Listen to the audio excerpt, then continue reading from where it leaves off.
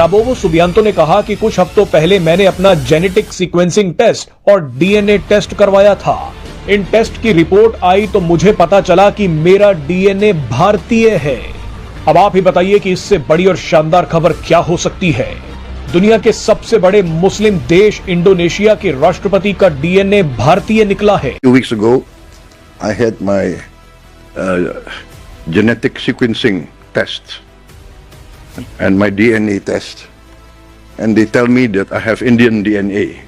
So, अगर ये देखा जाए तो कोई एक ऐसा एरिया नहीं है जहां पे इंडिया और इंडोनेशिया जो है उनकी इंगेजमेंट ना हुई हो। एक ऐसा एरिया नहीं। इंडोनेशिया के साथ भारत के बड़े अच्छे ताल्लुकात हैं और मैरीटाइम रिलेशंस हैं, ट्रेड रिलेशंस हैं। तकरीबन $40 बिलियन की तिजारत होती है।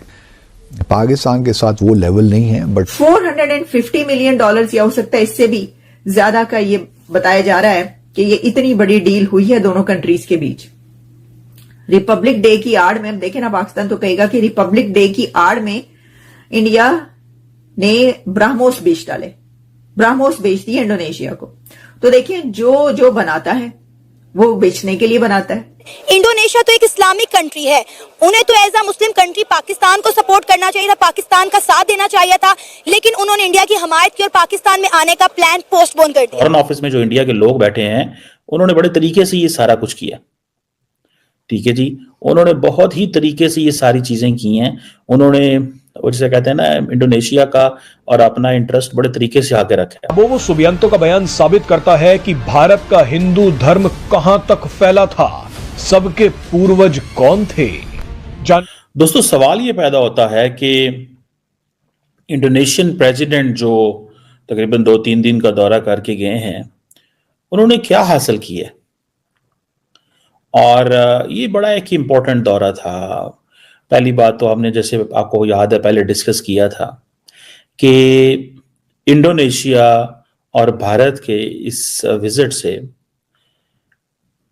India made it clear to Pakistan कि आप कहां खड़े हैं with regards to Muslim world.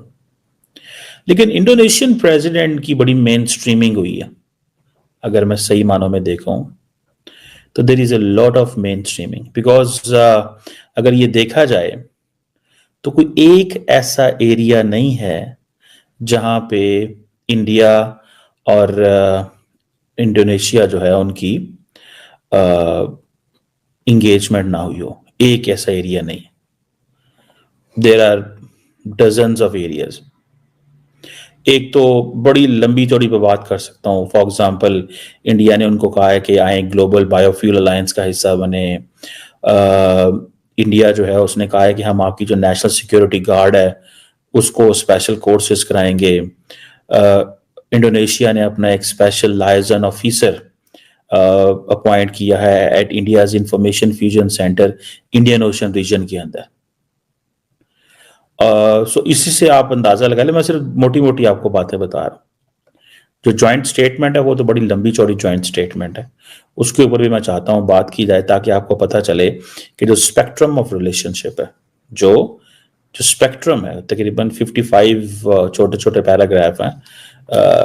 और उस पर जारी बात है, इंडिया का जो फेवरेट सब्जेक्ट है काउंटर टेररिज्म, जिसमें वो पाकिस्तान को रगड़ते हैं, उन्होंने फिर रगड़ दिया उन्होंने। अच्छा, इंडिया की खूबसूरती यह है कि वो करते क्या है। कुवैत गए तो कह दिया क्रॉस बॉर्डर टेररिज्म, सीधा पाकिस्तान पे इल्जाम लगा दिया। जब अभी आए इंडोनेशियन प्रेसिडेंट आए तो इंडोनेशियन प्रेसिडेंट को या इंडोनेशिया को पाकिस्तान की और इंडिया के ताल्लुकात की समझ थी। तो इंडिया ने कह दिया कि चले ऐसे करें, जो यूएन प्रोस्क्राइब टेररिस्ट ऑर्गेनाइजेशन है और जो इनके एफिलिएट्स हैं, समझ रहे हैं, इट मींस कि जनाब हम तो दुनिया की तमाम जो टेररिस्ट ऑर्गेनाइजेशंस हैं जो प्रिस्क्राइब्ड हैं और उनके जो इत्तेहादी हैं उन सबको कंडेम करते हैं। ये आप बात समझ गए हैं। ये है अक्सर गेम, ये होती है। तो फॉरेन ऑफिस में जो इंडिया के लोग बैठे हैं उन्होंने बड़े तरीके से ये सारा कुछ किया। ठीक है जी, उन्होंने बहुत ही तरीके से ये सारी चीजें की हैं। उन्होंने और जिसे कहते हैं ना, इंडोनेशिया का और अपना इंटरेस्ट बड़े तरीके से आके रखा है। ठीक है जी, इंडो पैसिफिक हवाले से भी कमिटमेंट्स हैं कि जी हम वहां पे ये चाहते हैं, कमिटमेंट होगी, ये होगी, वो होगी। तो ये भी आप बात याद रखिए कि अगर कोई ऐसा दिन होता है और उसके ऊपर कोई दुनिया का बड़ा लीडर पहुंचता है तो वो भारत से कोई ना कोई डील करके ही जाता है, कुछ ना कुछ लेकर ही जाता है, लिए बगैर नहीं जाता। यानी भारत में जो भी दुनिया का लीडर उतरता है वो वहां से लिए बगैर कुछ नहीं निकलता, कुछ ना कुछ लेकर ही निकलता है।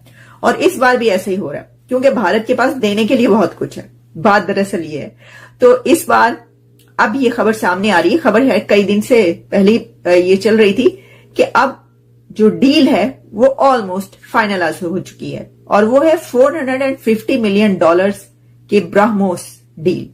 और जो इंडोनेशिया है उसकी ये ख्वाहिश है कि वो रशियन इंडियन मेड ब्रह्मोस खरीदे और वो डील हो चुकी है।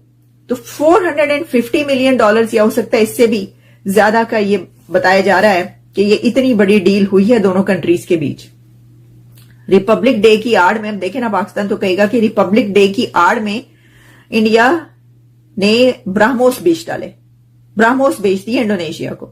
तो देखिए जो बनाता है वो बेचने के लिए बनाता है, जिसके पास बनाने की कैपेबिलिटी होती है वो वही कर सकता है। मेक इन इंडिया की जो मूव और जो कैंपेन मोदी साहब की थी और है वो तो आपको पता है। बासित साहब, कोई खैर की उम्मीद तो वैसे ही नहीं थी पहले भी।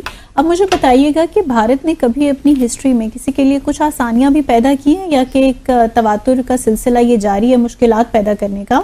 अभी रिसेंटली हमने देखा कि इंडोनेशिया के सदर के लिए खासी मुश्किल को पैदा कर रहे हैं। कोशिश तो कर रहे हैं। मामला कुछ ये है कि ये जो नए सदर इलेक्ट हुए हैं इंडोनेशिया के, अगर मैं नाम गलत पढ़ूं तो माफ़ी चाहता हूं पहले से ही, प्रबोवो सुबियांतो, ये 20 अक्टूबर पिछले साल 2024 में ये सदर बने। उससे पहले थे जोको विडोडो। अच्छा, अब ये है कि इंडोनेशिया के साथ भारत के बड़े अच्छे ताल्लुकात हैं और मैरी टाइम रिलेशंस हैं, ट्रेड रिलेशंस हैं, तकरीबन $40 बिलियन की तिजारत होती है। पाकिस्तान के साथ वो लेवल नहीं है, but Indonesia being the largest Muslim country, हमारे ट्रेडिशनली उनके साथ ताल्लुकात हमें